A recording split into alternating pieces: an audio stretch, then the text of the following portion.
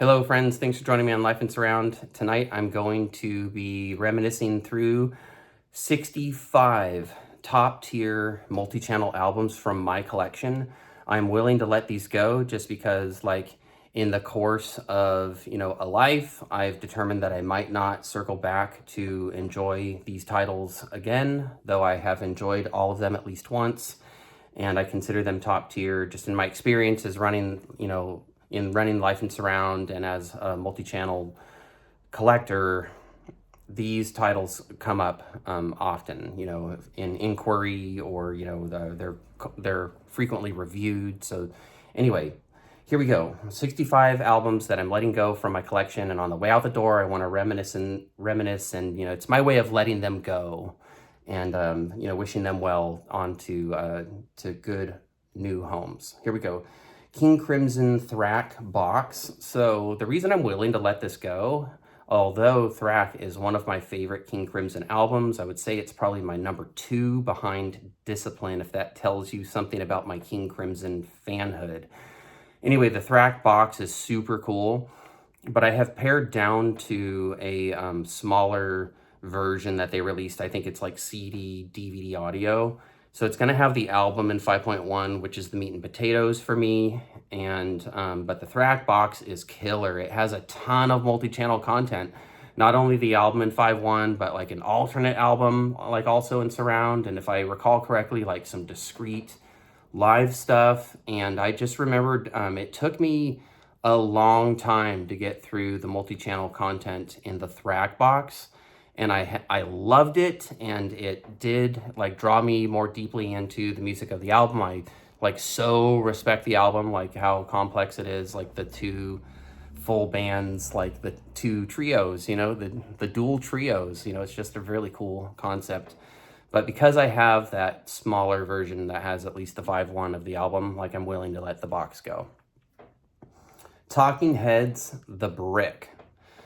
Okay, so this is kind of a early on audacious move. It was the first time I think that a band put out their entire catalog, their entire studio catalog in surround in one set. And I've had to listen through all of these albums, and here's the thing. I just don't love the Talking Heads. I just don't. They're okay. And so I am all right having a couple of their albums as standalone DVD audio, and then the rest, I respect the albums. I'm glad I've had a chance to hear them in 5.1 at least one time, which I have, and I'm just ready to send the brick on to a new home. I got it for a good deal back in the day on Discogs, and for some reason it's standing out to me as maybe an early Discogs purchase for me. So, I'll be offering it up as a good deal to someone on Quadraphonic Quad.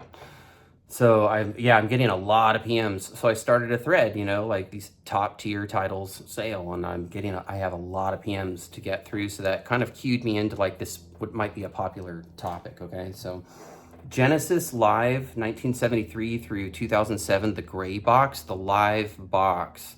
I have gotten a lot of inquiries over the years as Life and Surround viewers have seen this box in the background of some of my videos, asking when I would sell it. So my friends, the time has come. The box is cool.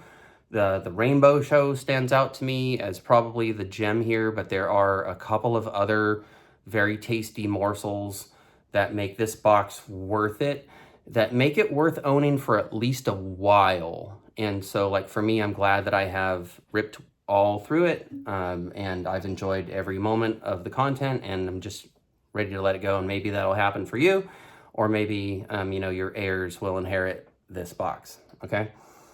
The Doors Perception box set with the working viewer. So if you dial the little thing, from when I was a kid, viewfinder, sort of the light goes through the transparent slide. So anyway, it works, and it's like a little peephole through the door. And I guess some sets were released later that doesn't fully function somehow. I'm not sure what the difference is, but from what I've been told, I have the original full functioning one. I hope so. refer back to the picture, that's the thumbnail of this video. Audio Fidelity Super Session. So I'm going to be discussing quite a few Audio Fidelity Super Audio CDs. Audio Fidelity went on a rip, like, I don't know, 7 or 8 years ago. It was super exciting. Like, it was one of those series, like, you never knew what was going to come next.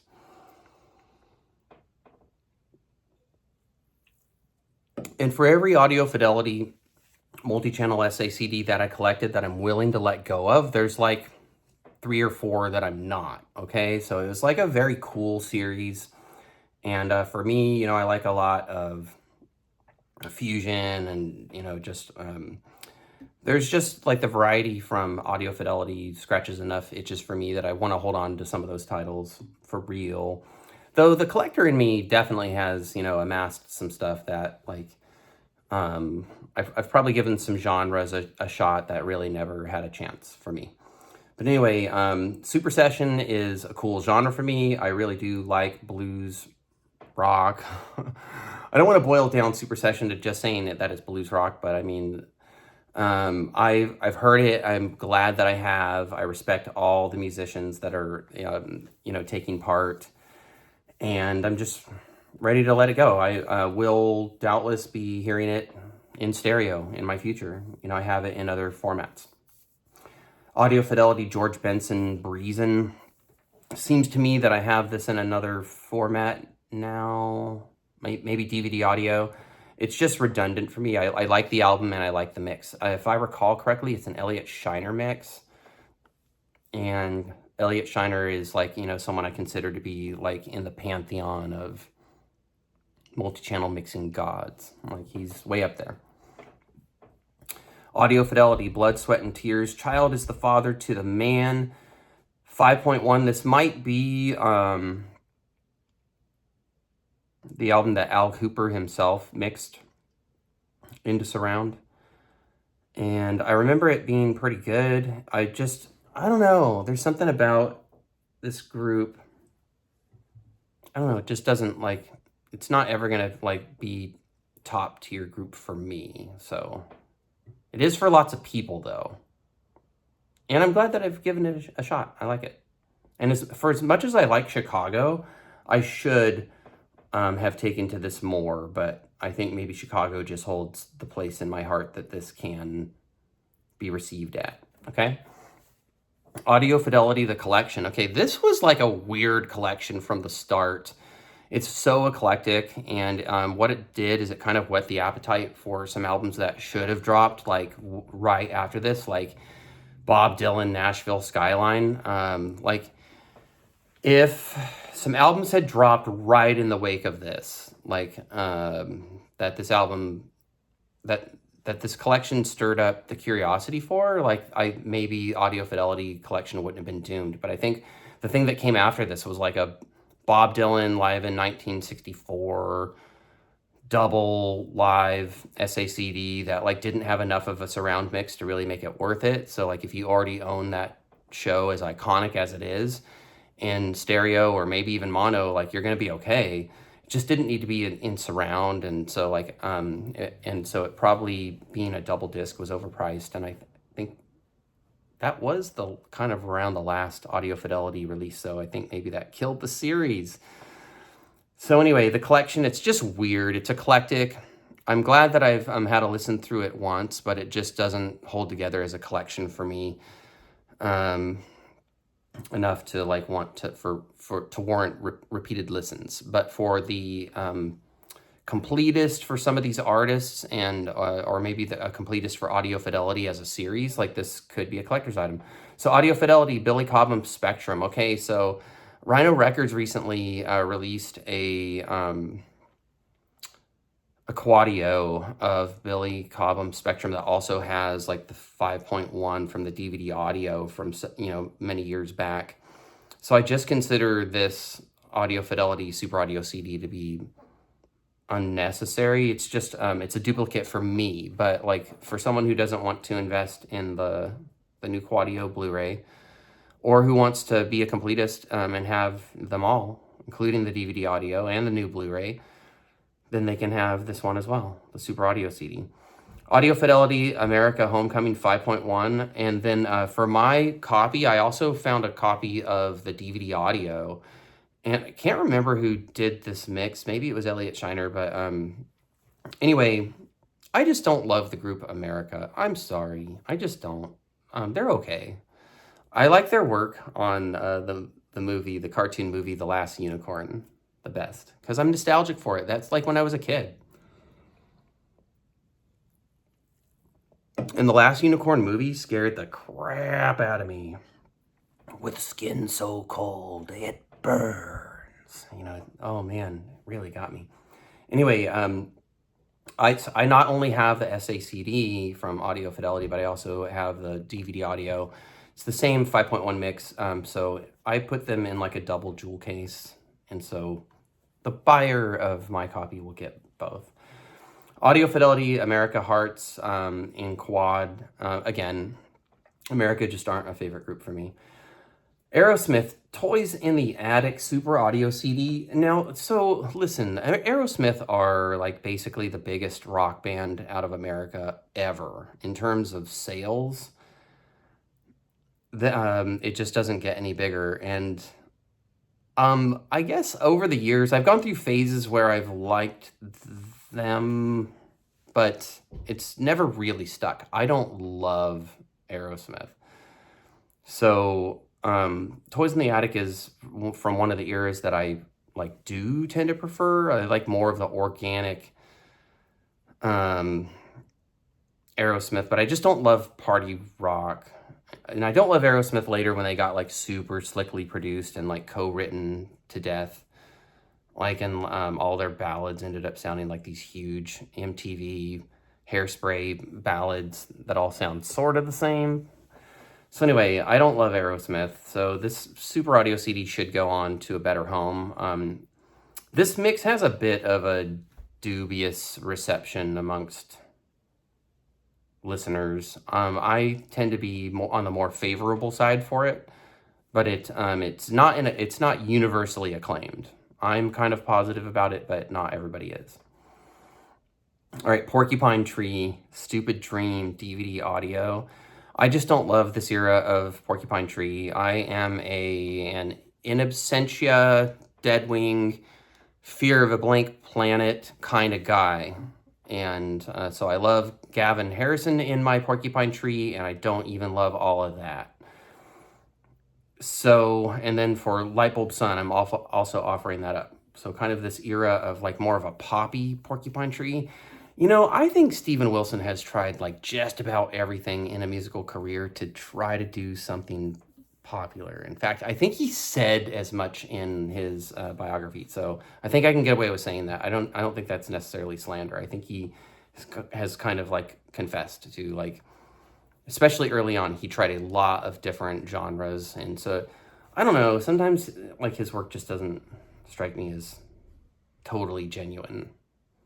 I wouldn't try, like when I produce music, it's just like me plunking away on instruments and I'm not trying for like a certain genre. It's just like all I know how to do. So I mostly listen to rock, so I produce something that mostly draws on rock, but it has like all these electronic and weirdo influences because I listen to some other stuff too. But anyway, David Bowie, Young Americans. It's a DVD video, I believe, so I don't think we get lossless. And David Bowie, I love some of his work and I don't love some of his work. And Young Americans, it's okay. It's just not ever going to be like a total favorite for me. Like I wish they would do a multi-channel mix and release of Black Star, his final album. Like I would adore that.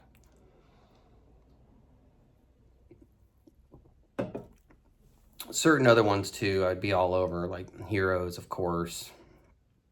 Aladdin Sane, amongst a few others. But anyway, Young Americans, I rate it like, you know, it's kind of middle of the pack for me for Bowie, so I don't need to own every Bowie album. I like actually the 5.1 mix of Heretic, and Reality. So I have both of those Super Audio CDs, and I prefer those albums and those mixes to the Young Americans DVD. All right, so Edgar Winter, Jasmine Night Dreams, DTS CD. We get the opportunity to talk about DTS CD. It's such a like a nerdy, weird format. So it plays on like some old school DVD players all the way forward to now. So like everything from like not like the very first DVD players, I don't think, but like because it was a big deal when like you had like a triangle on your DVD player and it said that your player could play DTS. Like that was a pretty big deal. So that you were getting an upgrade over Dolby Digital, an upgrade so to speak. I don't know, maybe it's marketing hype. When I listen to DTS 5.1 compared to Dolby Digital 5.1, I sometimes prefer the Dolby Digital, and I wonder if the algorithm is just more pleasant, like what it's rolling off, even though it's discarding more information. I wonder if it just does that better. Because I don't know. I'm not convinced on DTS 5.1 over Dolby Digital 5.1. And for some really classic surround albums, that's all we're ever going to get. We're not going to get an upgrade to like lossless Atmos or whatever. Although Atmos is going crazy. So, I mean, in my lifetime, we could see most of the classic multi-channel releases redone like into, you know, Atmos by Steven Wilson or whomever. But anyway, Edgar Winter, Jasmine Night Dreams. Edgar Winter is still an artist that's growing on me, but that's mostly by way of my stereo LP collection and a little bit of quadraphonic. And I don't know, I put this on once. I remembered liking a couple of tunes, but it just hasn't drawn me back. It's just not exactly my genre. But DTS CD is super cool. So in the space of 2 CD channels, we're exposed to extract 6 multi-channels. So how high of quality could that possibly be? The result can be remarkably satisfying. And in this list of albums that I'm selling is like one of the all-time reputed best sounding DTS CDs of all time. We'll get to it, I think, probably pretty shortly. So then we have Deep Purple Machine Head 5.1 Super Audio CD. I have the recent deluxe that has a lot of different versions of the album. I think it has at least like one of the quadraphonics that, the US quadraphonic, and it has the Dweezil Zappa recent Atmos mix. And if you crank that up loud enough, it rocks. So like that's really all I need out of this album. And so I'm just willing to give it the Super Audio CD. I like Deep Purple and I like this album. As overplayed as it is, like it deserves to be overplayed. Like it is that good. It is super duper good. 9 Inch Nails, the Downward Spiral dual disc CD and DVD audio. So here's the thing. I've like tried for so long since high school to genuinely like 9 Inch Nails, and I don't. I just don't want to be that unhappy. I struggle with being like that unhappy myself. Like I don't need Trent Reznor's help getting there. And I know that like sometimes like sad music can be like commiserate. I get it, but like 9 Inch Nails doesn't do that for me. It just makes me feel bad. So I think I incorporated this DVD audio into a review when I like went into the difference between how SA, CD, and DVD audio are handled on your system. So some of you might find it interesting to circle back to look at that comparison, but I'm willing to let this album go. I like 9 Inch Nails. I think I'm going to hold on to a Blu-ray concert that I have of them from a certain point in their career. It's, you know, it's a great live mix, and like it's got enough 9 Inch Nails to satisfy me. Okay. Lyle Lovett, Joshua judges Ruth, which is like sort of a quote from the Bible. I think it's a string of 3 Bible books together. So Joshua judges Ruth. So that's a fun fact because it's Easter, okay? So for you Christians out there, he is risen, all right? So there you go. Lyle Lovett, Joshua judges Ruth. This album just hasn't stuck for me. I listened to it once, I promise. I just don't remember anything from it. I think I remember it sounding damn good. And here's the deal. It is reputed to be like the best sounding DTS CD. Like it's always on the list of like best sounding DTS CDs. and like it's usually at or near the top. So anyway, I remember it sounding hella cool. I'm just willing to let it go since I don't remember anything from it. Obviously, just doesn't. It's not a genre that has dug deeply down into my soul. Okay.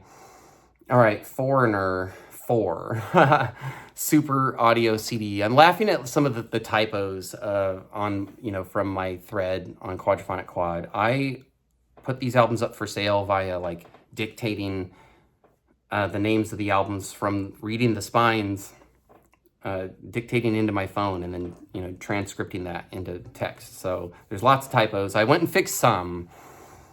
But anyway, Foreigner 4, Super Audio CD. I don't love this album. I don't love this group. And I think I may be holding on to the DVD audio anyway. So I've got it covered. But at this point, I might have offered up both. I don't love this album. I don't love this group. I don't love certain forms of classic rock. I don't know. I guess I like prog rock better. I'm a Rush fan. I'm a Russian at core. I hope Rush does something cool for Grace Under Pressure and Power Windows, 1984, 1985 anniversaries. It'd be a shame if they don't, because a lot of fans love those albums, especially Grace. I love Grace, 1984. At least, like, put out the Rush Live 1984 show, like, remastered, with, like, lossless surround or something, because it's only ever been released in, like, lossy DTS or Dolby Digital 5.1. Anyway, I like more complex proggy rock rather than stuff like Foreigner. Okay, so that's just my taste. Sorry. Flaming Lips, yeah, Yoshimi Battles the Pink Robots CD DVD. This has long since been a jewel of my collection. It's just that the recent Blu-ray can replace it for me, so I'm willing to let it go. Donald Fagen, Morph the Cat, DVD audio. I like a little bit of Steely Dan, but a little bit goes a long way, and digging into Donald Fagen solo. I've done it once for each of his multi-channel albums, and that's enough for me. Like, I know that some people just think he's the coolest, and I can't argue. Like, he's cool. It is smooth, very, very cool stuff. The better your system, the better it's gonna sound. I mean, he was able to just somehow just nail production. Genius at production. Joe Satriani, Strange Beautiful Music. This is a very, very cool Super Audio CD. It's a wild ride. It is a wacky Joe Satriani album, and it is, the mix does the wackiness some justice. It is strange. It is beautiful. Joe Satriani's version, style of, shredderific guitar work, as beautiful as it can be, just doesn't really dig down to my soul. So I'm willing to let this go. Sting, Brand New Day. I do like me some Sting, but it's mostly in the Police, and it's mostly early Police. And this is just a little bit too polished for me, maybe. I like an album in his catalog that's really close to this in chronology. Mercury Falling. I've always hoped that he would release Mercury Falling in multi-channel, and instead we've gotten albums like on either side of Mercury Falling. And yeah, just not, it's kind of like, it also reminds me of a period through college for me that I didn't love. Yeah. Bad nostalgia is a thing. Rolling Stones, Sympathy for the Devil. This is like a maxi single. It's got these various remixes. But here's the deal. It for a long time was the only official Rolling Stones in multi-channel, because one of the versions of, the remixes on this maxi single, 5.1 Super Audio CD, was actually like the original album recording, just remixed into multi-channel. And like then the other remixes were like, everything was like chopped up, and there's like additional beats and everything, like the club mix and the this and that mix. So anyway, for a long time, this was the only Rolling Stones officially studio recorded material. you know, mixed into multi-channel. And so that's no longer true because there was like a Bob Clear Mountain Atmos of Goat Head Soup.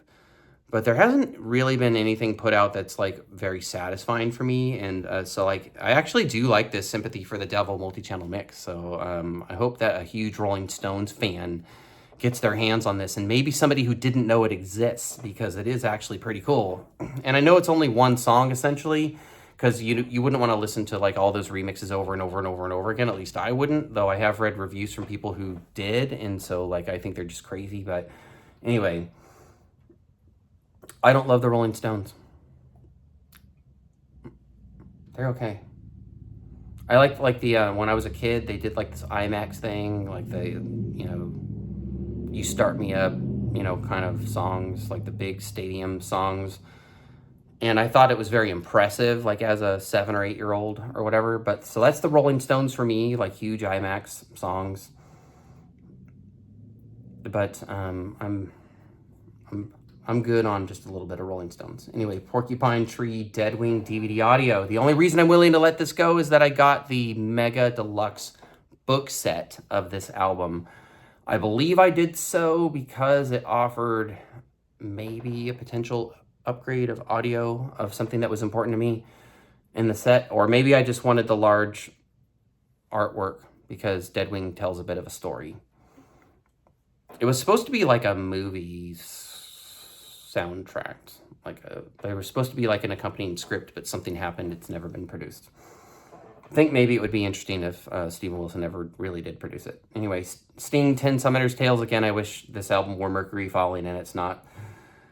And so I'm so happy. I just can't stop crying about it. Poco, Crazy Eyes. I only like Eagles and Eagles-related stuff so much. What I would really like would be if Rhino Records would do a Quadio box of the known Eagles quads, and then like I think there's this one that's like probably it was mixed in quad, but it was never released. So anyway, I don't know. Poco, they're cool. Just this style of like American music. It's kind of faux country, maybe. Country should be, you know, sung by, you know, cowboys who have given everything for the lifestyle, and it's a rough life, and they're lonely, and like they don't really like their horse very much, you know. He's kind of a jerk kind of thing. Mark Knopfler, Sailing to Philadelphia DVD audio. I really like Dire Straits a little bit. And I like Mark Knopfler's work. I respect his work a ton. It's just, I don't think he's ever going to be top tier for me. I don't know why. I recall it being a good mix. And it's a highly sought after DVD audio. I bet I have a PM about it. Moody Blues, Days of Future Past Super Audio CD. I'm not exactly sure why I'm willing to let this go, though I am positive that I have several versions of this album.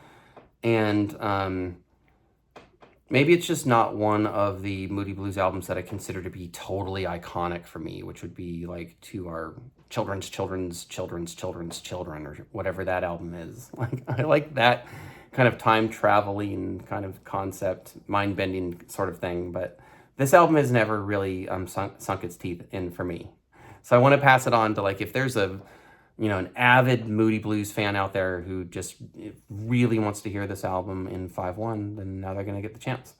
Foo Fighters, In Your Honor DVD audio. I just don't like the Foo Fighters. I just don't. Steven Wilson, Insurgentis DVD audio. It's just not in the core of Steven Wilson albums that I truly love, which would be Raven and Hand. And I love Hand with an asterisk. I wish it had slightly stronger lyrics. I think Steven Wilson can be kind of lazy about his lyrics. So Raven is perfect. I love Raven. My friend Maxwell Cuccinata introduced me to Steven Wilson. I think it was him. A long time ago, sent me a link like saying I should check out an album. I generally do respect his opinion and go check out the stuff that he tells me to. It was Raven, and my mind was blown, and I became a fan of Steven Wilson, and I haven't liked anything else that he's put out quite as much. Raven is his best for me. Unapologetically, that's my opinion. Elton John, Tumbleweed Connection. I like quite a few classic Elton John albums. This one just hasn't ever sunk its teeth into me. Other albums like Honky Chateau and Madman Across the Water have. Okay, this one just hasn't. So they all can't. Come on, you only have so much time in your life to circle back and listen to music. Elton John, self-titled. I am glad I have listened to this album quite a few times, and now I'm just ready to let it go. Eric Clapton, 461 Ocean Boulevard. Glad I've heard it. I just don't love this era of Clapton. I just don't. I'm like a Clapton Unplugged and then From the Cradle. Like, I like Clapton, like, just laying down the blues and, like, doing it either totally laid back or, like, totally going for it. Electrified and crunchy and just groaning and sounds like his voice hurts. Singing how he's singing with so much pain and passion and intensity. Allman Brothers, Eat a Peach, Super Audio CD. I just don't really love the Allman Brothers. I'm sorry. The Carpenters Singles, 1969 through 1981. This is a highly sought after Super Audio CD. It took me forever to find a copy that was anywhere near in a price range that I was willing to even think about. I think maybe it was a seller who maybe wasn't in the multi-channel community, and it was just a deal that was too good to pass up. So I'm glad I've heard it. I'm glad I've owned it. I don't love the Carpenters. Ticket to Ride is probably my favorite track here, and I think, like, if I ever produce a song that's as powerful as, you know, Karen Carpenter singing that, I'm going to feel like an idiot if it's not on this collection now, but I hope it is. And so it's going to be one of those, like, you know, don't quote me on that unless I'm right type of things.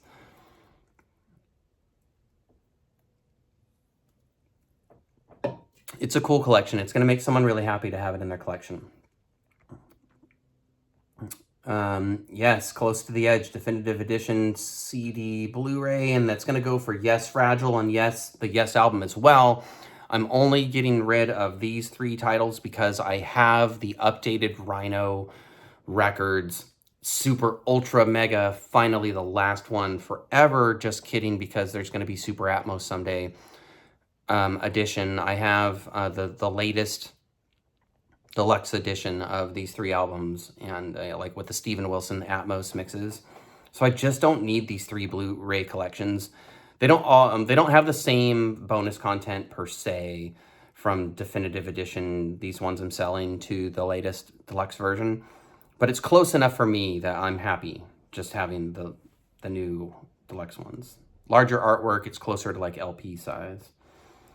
And then, so Max Cooper Emergence Blu-ray. This is a bonkers electronica mix. It's bonkers visuals and bonkers immersive mix. It's a little bit long for me. It might have sunk its teeth in for me better if it were about half its length, you know, and there's enough great content here that it could have been like, you know, a couple of albums. So I really think that artists these days would do well if they're going to put out albums. If you're going to put out an album, keep it album length. Like, what it's in our DNA at this point from listening, you know, pop culture, listening to albums for so many years. 44 minutes or less. Don't go over that. And you'd do well usually to stay under it. Just put out an EP or just put out a single. Keep your content strong. Like, all killer, no filler. Okay? And so, like, Max Cooper, it is a great album, Emergence, but it's too long, brother. 44 minutes. All right? Emerson, Lake and Palmer self-titled, Emerson, Lake and Palmer Tarkus, Emerson, Lake and Palmer Trilogy, DVD audios. The problem with these albums is I can't tell them apart. And so for me, I'm going to be holding on to like my circa 2000 something DVD audio of Brain Salad Surgery, which has like the best mix in multi-channel so far of that album. And I really do remember parts of Brain Salad Surgery. It's so weird And like, I think it was just really Emerson, Lake and Palmer's magnum opus, and it's all I need from them. Yes, Tales from Topographic Oceans Definitive Edition. I'm getting rid of this one, even though I don't have the so far non-existent, Rhino Next Super Deluxe. It just doesn't exist yet. But I don't really love this record.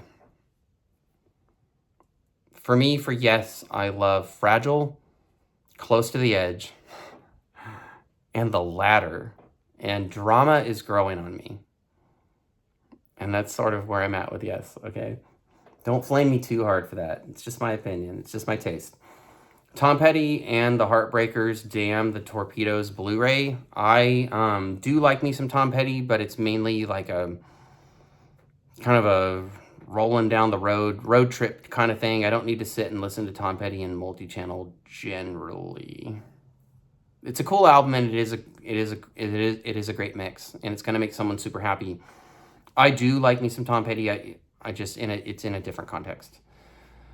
That's the only reason I'm willing to pass this one along. Allman Brothers band Idlewild. This is a kind of a modern mix that pays heavy homage to classic quad. And it's effective for this album. I just don't love the Allman Brothers. I just don't. Tears for Fears songs from The Big Chair. I just don't love Tears for Fears. No, I like certain Tears for Fears material more than others. So for me, I guess I would be more of a Sowing the Seeds of Love and a little bit later kind of fan. And this is like that kind of high gloss 80s pop. As well written as it is, as a sound, I just don't feel, I don't like, I'm not like around the house going, like, hey, Alexa, play Tears for Fears on Spotify. Like, it's just not something I would ask for. Anyway, Book of Shade, Galvany Street. This is a highly reputed kind of electronic, beat-oriented, sort of very well-mixed multi-channel Blu-ray experience. And then there's also Book of Shade, Dear Future Self, same thing. It's just not exactly a genre that draws me back to specific albums. This is the sort of genre that I would put on in the background on Spotify, and I just don't need to sit and have it swirling all around me in my music room. I love some electronica, like Kraftwerk. I will sit and listen to their stuff because it's like memorable songs. Well-crafted Kraftwerk. It's, yeah. Anyway, Steven Wilson, 4.5. Even though it's in between Raven and Hand, I think, is where it chronologically sits. To me, it feels like cast-offs from either one, and I would really just rather be listening to either album.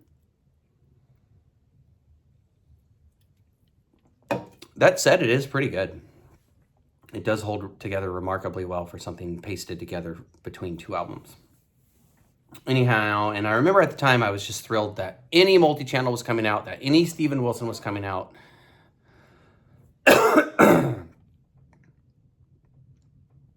Sorry, I've wanted to cough for like 30 minutes at least.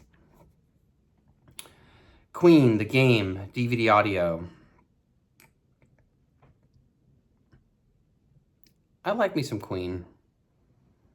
I think I'm mainly happy with the multi-channel stuff on their video collection. I have like a DVD video collection. And as goofy as that is, I think that kind of suffices for me. If Queen would have got their act together ever and like put out their catalog in surround, I would have been all over the entire catalog. But as it is, it's just so patchy. So I'm willing to let The Game go. It's got a few tracks on it that really delight me, and then it's got some stuff that's, like, in my opinion, weaker for them. Not all Queen albums I consider to be very strong. On the other hand, there's Queen and Night at the Opera. This is the DVD audio from 2002. Is the Shiner May collaboration mix. I already have sold my 2001. And here's the deal. I listened to the 2001 and the 2002 mixes of Night at the Opera as closely as I possibly could, even with notes from other people telling me what to listen for. And I'm sorry, but I'm just not that bothered that on one version, Freddie Mercury's piano is slightly ahead of me for 20-something seconds, and then on the other version, it enters, slightly behind me. And there was nothing in the pure Shiner version that just struck me as so necessary that like listening to that 2001 DVD audio is like a highly sought after experience though. But like, I mean, don't take my word for it. So, you know, whoever bought my 2001, like chime in online. Is it so different than the 2002 that it's a must own? For me, I decided on Night at the Opera. I'm selling all my DVD audios and DVD video in favor. I'm keeping the Blu-ray. It is a little bit more dynamically compressed than the DVD audio, but I can forgive that, and it's fully discrete. Every single track on it. They found the multi-tracks for the section of The Prophet that was, you know, synthesized surround on the DVD audios, and then they also found the multi-channels for God Save the Queen, you know, the closing track. I hope that's what it's called. No disrespect if I got that wrong. Anyway, Pat Metheny Group Imaginary Day from Pat Metheny. Isn't he the guy? I think I have a concert where he built this orchestrion robot like orchestra, and he wrote the music for it, and he directs them through like movements of his fingers across his guitar and like with his feet and stuff, and it's crazy. That's the Pat Metheny that I want, and this album, I remember it being very cool, but I'm just not drawn back to it, so period. There you go. Some artists, there's like the one really super duper cool thing from them that I want. And so Pat Metheny Group Imaginary Day, but it's reputed to be like, it sounds awesome, and it is a great collection of songs. Like it is like an artist doing what they do very well and being well mixed and sounding great doing it. So it has been the subject of inquiry many, many times over the years, and so that's why I included it in this list. Emmylou Harris Producer's Cut, I could say essentially the same thing. I'm mostly in touch with Emmylou Harris through my stereo LP collection, and particularly like when she collaborates with other artists. So I'm glad that I have heard this, but I just am not drawn back to it. The Doobie Brothers, The Captain and Me, 5.1 DVD audio. I feel like I just don't need this. It's probably going to be released as like a Rhino Records, Atmos, Quadio, 5.1 Blu-ray at some point. In the meantime, I have the Doobie Brothers Quadio box set, and I just don't really feel like I need another multi-channel version of this album. I don't love this album so much that I might not cycle back to the other versions that I'm keeping, so I definitely don't need this 5.1 copy.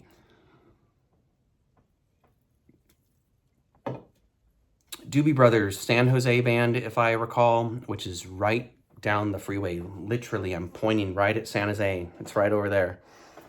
So they're that local for me, okay? We're almost to the end of my list, okay? Deep Purple Machine Head 5.1 DVD audio. As with the SACD, I just don't really feel like I need it anymore.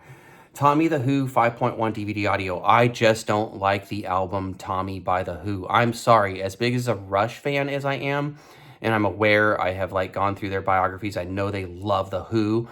I just don't. I really don't like the Who very much. In fact, I'm going to be selling my Who's Next Lifehouse box set thing, even though, you know, I bought it kind of at the peak of its value, but for review purposes, so I'm not sorry that I did. But anyway, I just don't love the Who.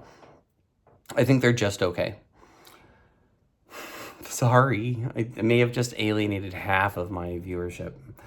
The band, The Last Waltz, I have the concert film on Blu-ray, and that suffices for me. I thought there was something super duper special about this DVD audio, that there was a significant reason to own it. I thought it was like a alternate version of The Wait with the Staple Singers singing, but like that version does exist on the Blu-ray. So going over the DVD audio on the Blu-ray, I can't understand why to have the DVD audio. So I'm just going to keep the concert. I actually do like the concert. It's an historic and, in my opinion, like a very super well done, very uniquely American slice of its time, you know, a slice of life, you know, very, I don't know, a poignant representation of that time in the history of my nation, which is probably like, I'm not sure exactly which year that concert was performed, but I think it was kind of like around when I was born. I'm gonna have to do some research on that. The band, music from the Big Pink DVD audio. I prefer the Blu-ray that came out later, the Bob Clear Mountain mix, even though some of the songs like The Wait aren't super duper discreet. I think he was doing the best that he could with what was on the master tapes, and I prefer the sonic quality of the Bob Clear Mountain Blu-ray Atmos or 5.1 Bob Clear Mountain. Was he doing Atmos at that point? Sorry, that might be a 5.1. But anyway, I just prefer the Bob Clear Mountain Blu-ray of music from the Big Pink by the band. And I do respect the album and I like it, okay?